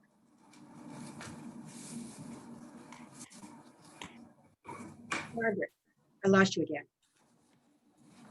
What am I commented already. I know, but now we're.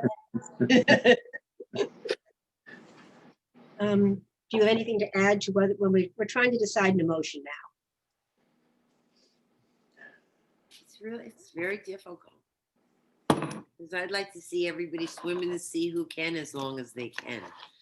So, that's at war with, the precedent is a problem because I've been at way too many of these meetings where it's turned into, well, they said they could do it. So that makes it frightening and difficult.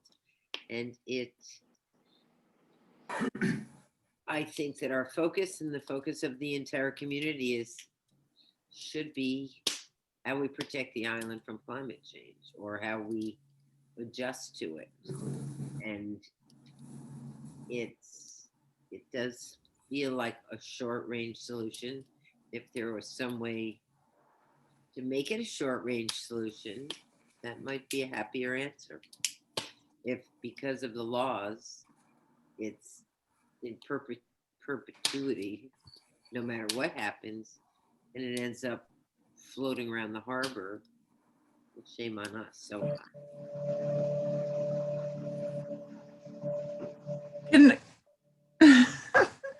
Can I just say one? No, I'm sorry. This is only.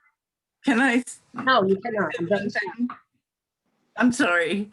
I don't speak up. Sorry, but the answer is no. My grandfather was one of the founders of the beach. Ellie, I'm sorry. I just asked you not to speak. I'm sorry. Earlier. I'm sorry. Now we're only dealing with the commissioners trying to make a motion. I'm Okay. very sorry, but I really do need to keep this formal hearing. I move that under the State Wetland Protection Act, we approve the application, but as a second motion, under the local bylaw, we deny the application because it is on a barrier beach, which is designated by the coastal zone management as a barrier beach. Okay, well, I would need, Terry, the first motion made as a separate motion. Okay, I move that under the Wetland Protection Act of the state and its regulations, we approve the application. I second. Thank you, Rose. I'm going to call for a voice vote, and I'm calling you as I see you on my screen. And if I can't hear you, wave wildly. Terry. Yes, I approve. Alice. Yes. Sharon. Yes. Ron. Yes. Rose. Yes.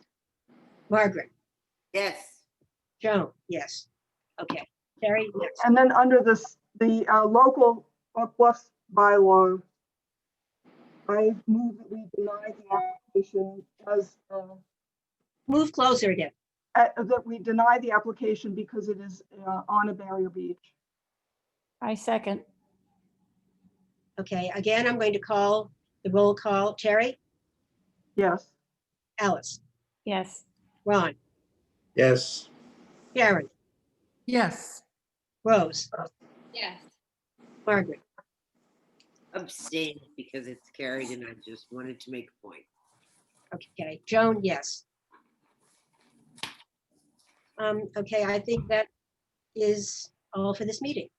And if everybody would please excuse us, I have 6 minutes left on my Zoom time before the lights go out. And I have a few issues that I need to discuss with my commissioners.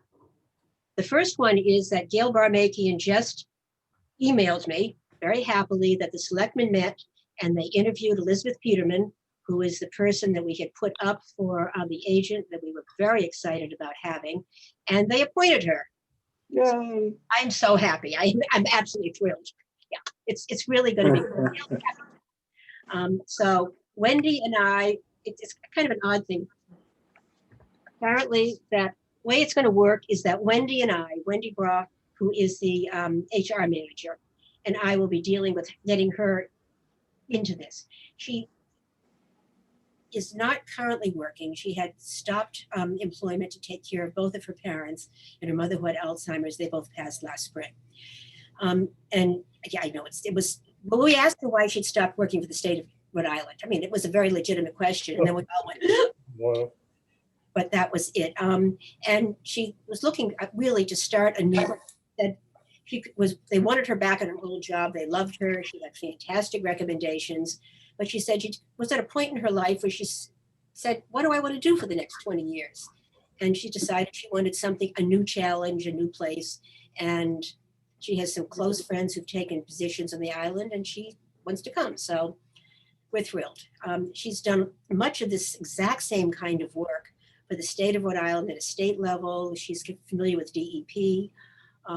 She's very familiar with all the climate change issues, with a lot of the issues that we're interested in. I think we'll find her wonderful. She's in her early 40s.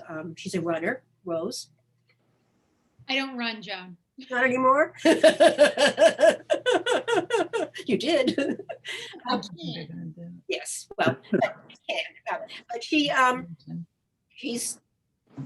we're very excited to have her, but she still needs to wind up her current life. She still has a house in Narragansett, Rhode Island, and so on. So she's going to start working for us as soon as Wendy and she and I figure out starting. I'm kind of hoping for the next meeting, the February 2nd, she'll be on board and we can all talk to her and introduce ourselves and get to know her. She will be working partially remotely, which shouldn't be difficult since Liz has been totally remote for the last 3 months of her job, and Terry and I are kind of hanging in here remotely too. So I think that should work. And she will come on island 1 or 2 days a week. She will come on island for site visits and just to meet with us, masked and socially distanced and all that, but we will still get to know her. So that to me is the greatest news. I think we're going to have, and I'm just, she had wonderful ideas, very outgoing, very capable. Should we get Rose to start looking for housing for her? Yes, I will. Does she want to move here? Is she trying to move here? Believe it or not, Rose, she also has a real estate license. Perfect. Yeah, you told me I would like her. I did. You're gonna like her. What's not to like? Right.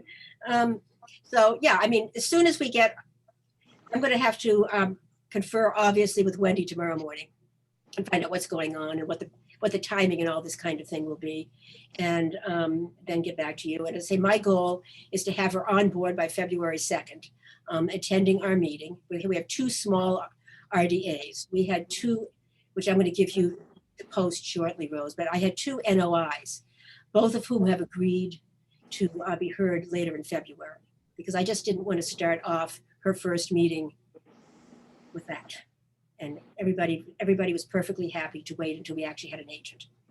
So that's where we're going. It works. We're just Can you tell about me her name again? Elizabeth Peterson. Thanks. She's another Liz.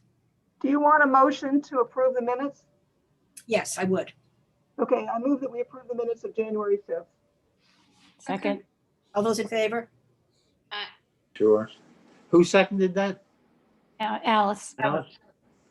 Thank you. Okay, and the other issue is certificate of compliance. Neither office that I contacted for information on it got back to me. So I never did a site visit because I have absolutely no idea what I was supposed to be looking at. And I will try again, I'll put that on the next, whatever.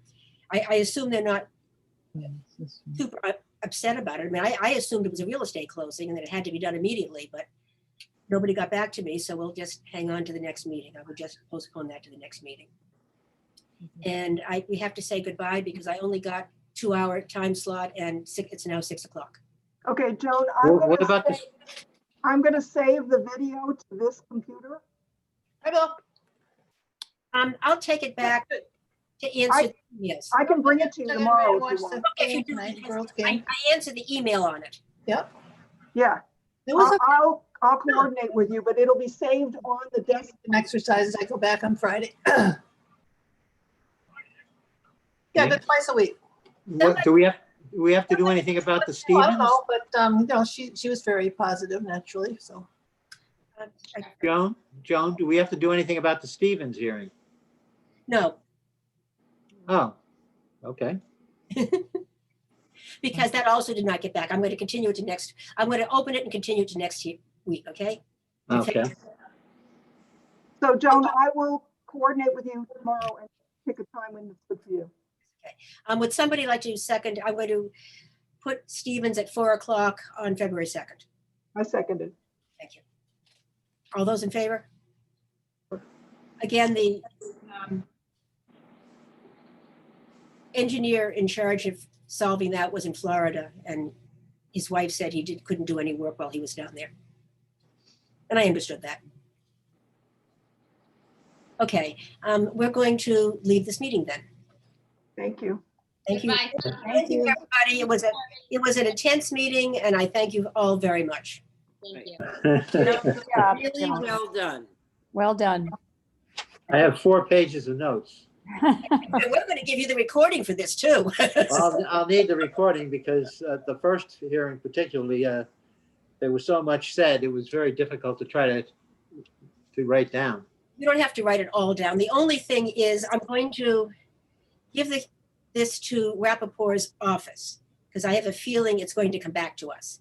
And what I'm going to ask is they have their paralegal transcribe it. So we have a really accurate. Okay, Oh, that's a good idea. I think both of these. that's excellent. I like to hear that. And I'm going to I do have a list of 47 names. Gee. Although a couple of them are like LE2 and Dooze, Dooze. I don't know who that is. John M and John H. It's all right. As I say, But, you know. when Terry brings it back to me tomorrow, I'm going to call Michael and ask him, what do I do about giving it to them so they can take care of that? Because I don't want that to be in your head. Okay. Thank you, everybody, for hanging on through this. It's getting better from here. It was a pleasure. Writing all those notes was a pleasure. Okay, I'm ending the meeting. Okay, bye. Bye. Okay.